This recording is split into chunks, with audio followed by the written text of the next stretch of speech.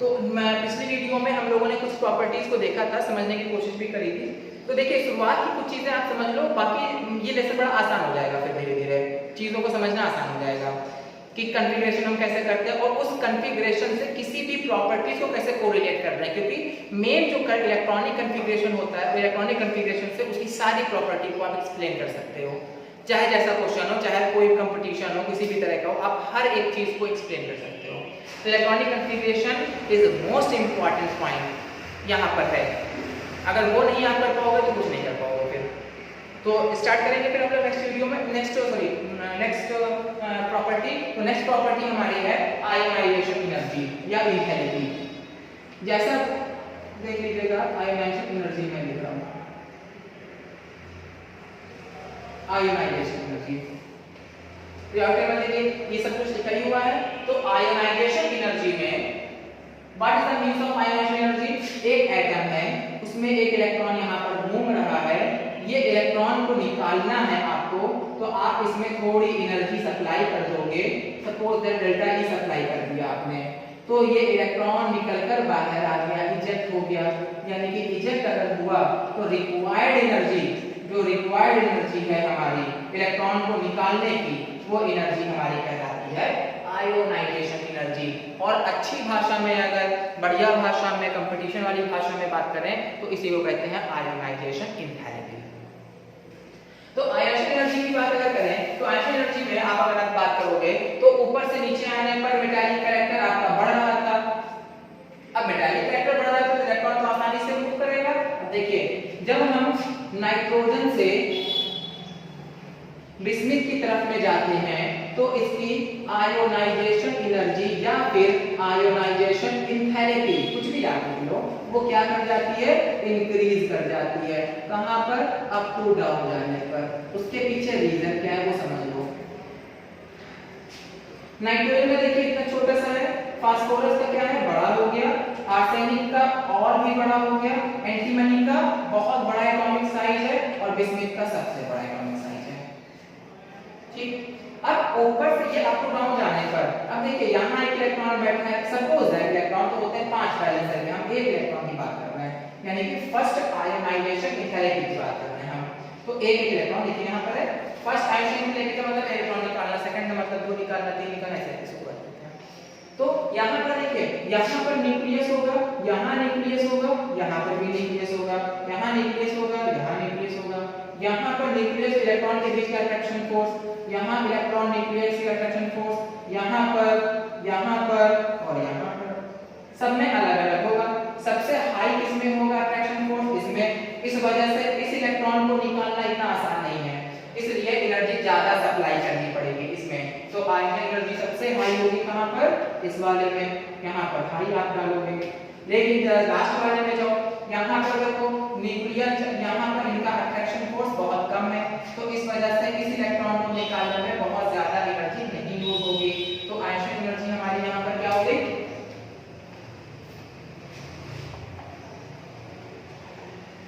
Ionisation energy हमारी यहाँ पर क्या हो गई? मिनिमम हो गई। इस वजह से मिनिमम हो गई, इस वजह से हम यहाँ पर कह सकते हैं कि अप टू डाउन जाने पर ये आयोनाइजेशन एनर्जी हमारी डिक्रीज कर जाती है due to the bigger atomic size. कुछ भी रीजन में आप मेटल का एक्सप्लेन कर सकते हो, डेंसिटी का एक्सप्लेन कर सकते हो, मेल्टिंग पॉइंट जो है आपको पढ़ना होगा। तो इसमें सभी में डेंसिटी का मेटल का कर सकते हो और आप एटॉमिक साइज का डिफरेंस दे सकते हो। तो एटॉमिक साइज बढ़ता है, न्यूक्लियर पावर घटता है, न्यूक्लियर पावर घटता है, इस वजह से उसका ये कंडीशन शो होती है। दूसरी बात करें, कौन सी प्रॉपर्टी थी? 1 2 3 4 थी, आई थिंक नंबरिंग देखते हैं आप लोग। 5th नंबर पे देखिए, 5th नंबर पे है electron gain enthalpy, electron affinity, electron affinity. ठीक है, इलेक्ट्रॉन एफिनिटी का मतलब होता है कि जब कभी भी कोई भी एटम है उसमें जब आप इलेक्ट्रॉन को ऐड करते हो, तो जब इलेक्ट्रॉन किसी भी ऑर्बिटल में ऐड होता है तो वहां से कुछ एनर्जी रिलीज होती है। तो ये एनर्जी है, इसे हम लोग कहते हैं इलेक्ट्रॉन एफिनिटी। कोई भी शेल है, एटम की शेल है, जब उसमें इलेक्ट्रॉन जंप करता है एटम में तो उससे एनर्जी रिलीज होती है, और जो इलेक्ट्रॉन की एनर्जी रिलीज, जब एटम रिलीज करता है एनर्जी तो उसे कहते हैं इलेक्ट्रॉन एफिनिटी। अच्छी भाषा में अगर बात करें, बड़ी भाषा में मतलब और कंपटीशन वाली भाषा में, तो इलेक्ट्रॉन गेन एंथैल्पी इसे कहते हैं। इसी का दूसरा भाई का नाम है इलेक्ट्रॉन गेन एंथैल्पी। ठीक है, तो जैसी आपकी इच्छा वैसा नाम रखो इसका। तो एक बात जान लो, यहाँ पर जो ये इलेक्ट्रॉन एफिनिटी, ऐसे तो समझने में कोई भी आप चीज समझ सकते हो, पर ऐसे समझ लो कि जो इलेक्ट्रॉन एफिनिटी है वो इनवर्सली प्रोपोर्शनल होता है आयोनाइजेशन एनर्जी के। मैक्सिमम कंडीशन में, कुछ कंडीशन में ऐसा नहीं है, मैक्सिमम कंडीशन में ऐसा है। तो अब ऐसा ये पढ़ रहा है, हमने क्या लिखा है यहाँ पर, आयोनाइजेशन एनर्जी डिक्रीज करेगी ना यहाँ को, तो आयोनाइजेशन एनर्जी अगर डिक्रीज कर रही है अप टू डाउन जाने पर, तो यहाँ पर क्या हो जाएगा, अप टू डाउन जाने पर यानी कि आयोनाइजेशन एनर्जी जो होगी, आयोनाइजेशन एफिनिटी जो इलेक्ट्रॉन एफिनिटी जो होगी वो क्या होगी, इंक्रीज करेगी। कब, अप टू डाउन जाने पर, अप टू डाउन जाने पर। इसके पीछे का रीजन ये है कि हर एक बार में, क्योंकि देखो यहाँ पर कितने शेल हैं, 2 शेल, यहाँ पर 3, यहाँ पर देखो 4, हर एक बार में नंबर ऑफ शेल्स लगातार बढ़ रहे हैं, और नंबर ऑफ शेल्स बढ़ रहे हैं तो नंबर ऑफ एनर्जी के शेल्स भी बढ़ रहे होंगे, और नंबर ऑफ एनर्जी के, अगर नंबर ऑफ एनर्जी लेवल्स बढ़ रहे होंगे तो सीधी सी बात है कि एस पी डी एफ में आपने फर्स्ट ईयर में पढ़ रखा है, एच की एनर्जी सबसे कम होती है, पी की उससे ज्यादा, डी की उससे ज्यादा, और एफ की सबसे ज्यादा। तो कहीं पे भी कोई इलेक्ट्रॉन एस में जाएगा तो एनर्जी कम रिलीज करेगा, पी में जाएगा तो ज्यादा एनर्जी रिलीज करेगा, डी में इलेक्ट्रॉन जाएगा तो और ज्यादा रिलीज करेगा, और एफ में जाएगा तो वाह क्या बात है। तो इस तरीके से हम लोग उसको देखते हैं, तो इसका यही आंसर है, रीजन। फिर 2 की बात हो गई, अब हम 6 की बात करते हैं। तो 6 में आ गया इलेक्ट्रोनेगेटिविटी फैक्टर, इलेक्ट्रोनेगेटिविटी फैक्टर। तो इलेक्ट्रोनेगेटिविटी फैक्टर ऑलरेडी मैंने मेटालिक प्रॉपर्टी पढ़ा रखी है, तो मेटालिक प्रॉपर्टी को आप लोग वहां कह सकते हो इलेक्ट्रोपॉजिटिव कैरेक्टर, वो दोनों सेम है। इलेक्ट्रोनेगेटिव कैरेक्टर मतलब देखिए, जब हम अप टू डाउन नाइट्रोजन से लेके बिस्मिथ तक जा रहे हैं तो इलेक्ट्रोनेगेटिव कैरेक्टर En जो हमारा है वो क्या होता है, डिक्रीज हो जाता है, क्योंकि ऊपर से जाने पर मेटल की प्रॉपर्टी बढ़ रही है, अप टू डाउन जाने पर,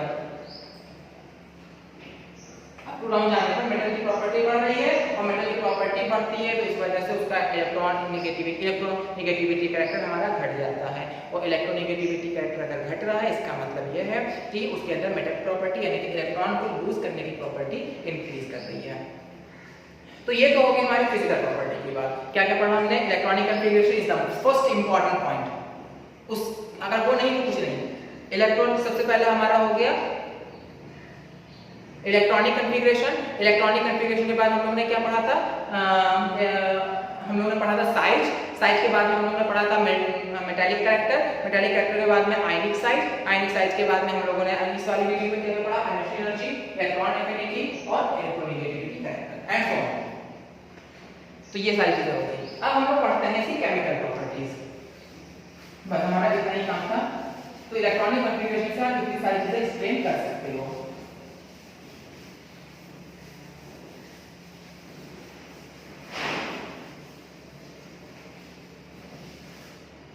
अब नेक्स्ट प्रॉपर्टी आती है इसकी केमिकल प्रॉपर्टीज। केमिकल प्रॉपर्टी क्या क्या केमिकल प्रॉपर्टी पढ़नी है? सबसे पहला पढ़ना है हमको ऑक्सीडेशन स्टेट। सबसे पहला पढ़ना है हमें ऑक्सीडेशन स्टेट।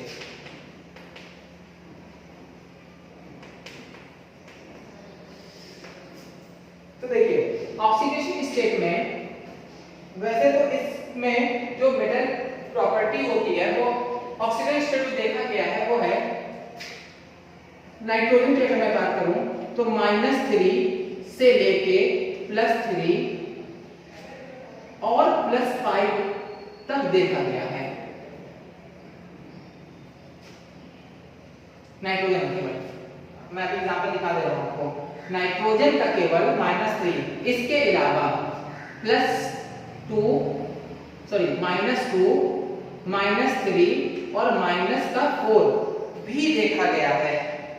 प्लस का कर लेते हैं, ये भी होता है, ये भी देखा गया है। तो ये वाले जो ऊपर के हैं ये कॉमन है उनके, ये ऑक्सीडेशन स्टेट कॉमन होते हैं नाइट्रोजन वाले। लेकिन अगर कोई आपसे पूछे कि एक ओवरऑल हमें स्टेबिलिटी के फॉर्मेशन बता दीजिए कि इस सबसे ज्यादा स्टेबल कौन होता है, तो कौन सा ऑक्सीडेशन स्टेबल है, तो सीधी सी बात है मेटल की प्रॉपर्टी हमारी देखो इंक्रीज कर जाती है अप टू डाउन जाने पर। तो अप टू डाउन मेटल की प्रॉपर्टी अगर इंक्रीज करती है तो इंक्रीज करने की वजह से इसका ऑक्सीडेशन स्टेट -3 से लेके +3 तक हो सकता है। ये तो उसकी कॉमन है, ये तो शो करेंगे ही करेंगे, इतने ये तो शो करेंगे ही करेंगे। इसके अलावा क्या करेगा, +5 भी शो करेगा। +5 क्यों शो करेगा, उसके पीछे कारण है, मैंने आपको ये बात बताई थी कि ऑक्सीडेशन स्टेट जो होती है मैक्सिमम अगर हम लोग निकालते हैं, ये फॉर्मूला होता है मैक्सिमम निकालते हैं तो NS electron plus unpaired electron निकाल लो आप, अनपेयर्ड इलेक्ट्रॉन। तो NS इलेक्ट्रॉन अगर हम 15 ग्रुप की बात कर रहे हैं तो हमारे पास NS2 और NP3 आ रहा है। ये इसका जनरल कॉन्फ़िगरेशन है। जनरल कॉन्फ़िगरेशन का मतलब है यहाँ पर देखो 2 इलेक्ट्रॉन आ जाएंगे और P में देखिए 3 इलेक्ट्रॉन आ जाएंगे। क्लियर? तो यहाँ पर देखिए NS इलेक्ट्रॉन कितने, 2 प्लस कितने हैं, 3, तो मैक्सिमम कितना जा रहा है, 5 जा रहा है। तो प्लस का 5 ऑक्सीडेशन स्टेट हमारा जा सकता है। तो ये हमारा प्लस का 5 ऑक्सीडेशन स्टेट तक भी मिलता है। लेकिन जो जनरल मिलता है वो है -3 से लेके +3 तक। कैसे, एग्जांपल देखो जो अभी मैंने कुछ किए थे वो देखिए। जैसे नाइट्रोजन हमारा मैक्सिमम किसमें मिलता है, 3- में। फास्फोरस आप देखोगे 3- में। आर्सेनिक मिलता है 3- में। बिस्मिथ मिलता है, आर्सेनिक एंटीमनी की बात कर लेते हैं तो एंटीमनी मिलता है 3+ में और बिस्मिथ मिलता है हमारा 3+ में। तो ये तो हो गए हमारे नॉन मेटल्स, ये हमारे हो गए मेटलॉइड्स और ये हमारे हो गया मेटल की बात। ठीक है, तो ये इस तरीके से मिलते हैं। वैसे हमारे नंबर ऑफ क्राइटेरिया हैं। अब कुछ एग्जांपल आपको हम दिखाते हैं करके। जैसे एग्जांपल के तौर पे एक जगह क्वेश्चन है, उन्होंने रिएक्शन का एग्जांपल लिखा हुआ। उन्होंने कहा कि NO2 को पानी के साथ में रिएक्शन करते हैं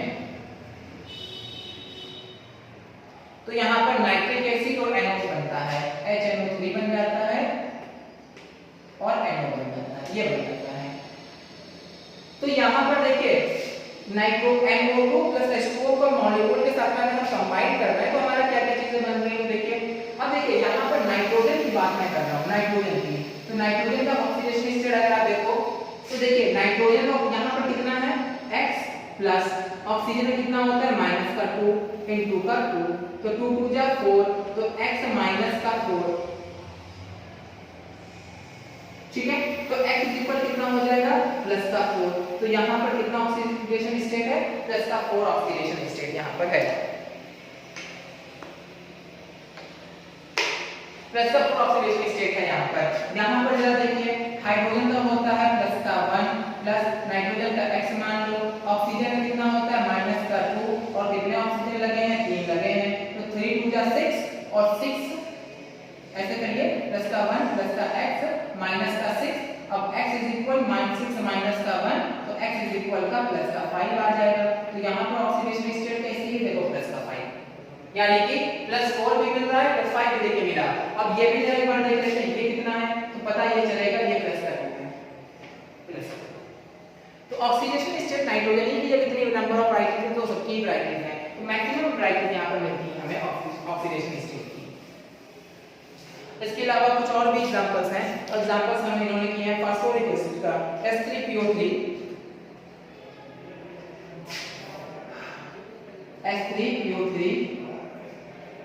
इसको इन्होंने हीट कर दिया है।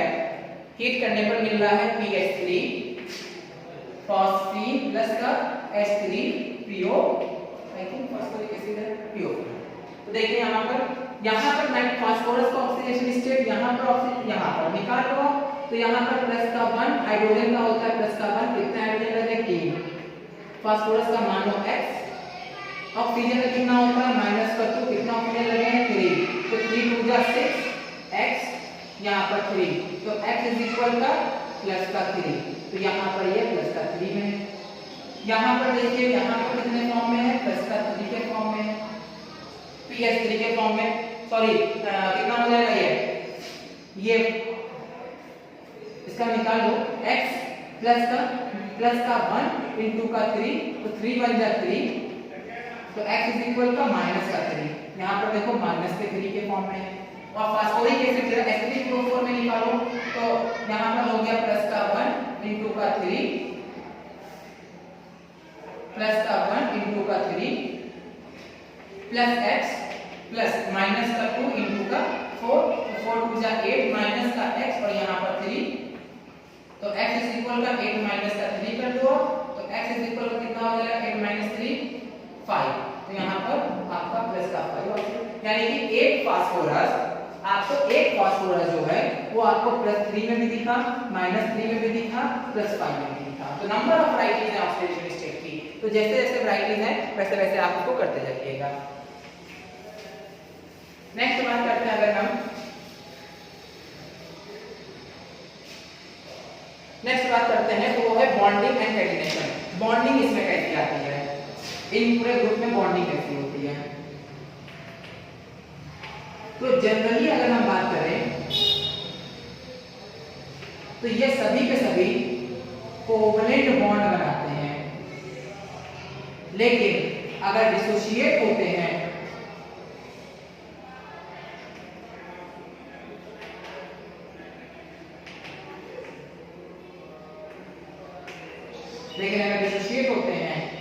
तो ये हमें आयनिक फॉर्म देते हैं। ये तो हम जनरल बात करते हैं, जनरल मतलब ये सभी में इस तरह का होगा, लेकिन फिर वही बात है, नंबर ऑफ वैरायटीज केसेस बहुत ज्यादा है यहाँ पर। तो फिर से वही बात आ गई कि अगर हमारी ऐसी बात है nitrogen phosphorus arsenic aluminium bismuth में अगर हमारे कोवलेंट बॉन्ड का फॉर्मेशन होता है, जैसे बिस्मिथ है, बिस्मिथ तो हमारा मेटल की बात हो गई, ये हमारे नॉन मेटलॉइड की बात हो गई, ठीक है, और ये हमारे नॉन मेटल की बात हो गई। तो नॉन मेटल तो हमारे पास बनेंगे, लेकिन जो बिस्मिथ वगैरह है ये सब हमारे किस तरह का हम ये शो करेंगे, आयनिक बॉन्ड हमें निकाल के देंगे, यानी कि आयनिक फॉर्मेशन करेंगे। बट इसके अंदर में नाइट्रोजन, क्योंकि अगर आप देखोगे नाइट्रोजन जो है, तो अगर हम नाइट्रोजन N2 की बात करें नाइट्रोजन, तो इसके अंदर में अगर आप देखोगे तो इसके अंदर में सिग्मा बॉन्ड होता है और पाई बॉन्ड होते हैं, दो तरह के बॉन्ड होते हैं। यानी कि इन जो प्रॉपर्टी है, 15 ब्लॉक ग्रुप्स की जो प्रॉपर्टी है, इसके अंदर में पाई बॉन्ड के बनाने की प्रोबेबिलिटी होती है, पाई बॉन्ड यहाँ पर बनते हैं। तो जैसे सपोज दैट हमारा नाइट्रोजन एंड ट्रिपल बॉन्ड है ये, क्लियर। तो यहाँ पर एक सिग्मा बॉन्ड है, ये कैसे बनता है आपको फर्स्ट ईयर में पढ़ाया गया है। तो नाइट्रोजन एक तो हमारा सिग्मा बॉन्ड है, इस ऐसे ओवरलैप कर जाते हैं, किस तरीके से ऑर्बिटल ओवरलैप करते हैं, लेकिन दो जो बॉन्ड है, ये वाले जो बॉन्ड, ये हमारे साइड वाइज ओवरलैपिंग होती है, और इन साइड वाइज ओवरलैपिंग को कहते हैं पी पाई साइड वाइज ओवरलैपिंग। ये P pi and P pi side by overlapping. तो इन ग्रुप्स में, इन सभी के ग्रुप में, नाइट्रोजन फॉर्मेशन के सभी ग्रुप में क्या होता है, पाई इंटरेक्शंस होते हैं। पाई इंटरेक्शन होने की वजह से उनके अंदर में प्रॉपर्टी जो होती है वो पाई बॉन्ड के बनाने की प्रोबेबिलिटी होती है। तो ये सभी लोग क्या करते हैं, पी पाई इंटरेक्शन करते हैं, और इंटरेक्शन करने के बाद में नंबर ऑफ यानी कि बॉन्ड्स बनाते हैं ज्यादा। कैसे, यहाँ पर देखिए एक सिग्मा बॉन्ड है और दो पाई बॉन्ड्स हैं, इस तरीके से वो बॉन्ड का फॉर्मेशन करते हैं। क्वेश्चन कभी आपसे पूछा जाए कि अगर सपोज है हमारे पास में NN है, उसके बाद में PP है, एक सिंगल बॉन्ड की मैं बात कर रहा हूँ, यहाँ पर दो बॉन्ड लग सकते हैं, यहाँ पर दो बॉन्ड लग सकते हैं। आर्सेनिक की मैं बात करूँ तो आर्सेनिक में हमारा एक बॉन्ड है, आर्सेनिक के बाद में एंटीमनी की मैं बात करूँ, एंटीमनी में हमारा एक बॉन्ड है, और मैं बिस्मिथ की बात करूँ तो बिस्मिथ में हमारा एक बॉन्ड है।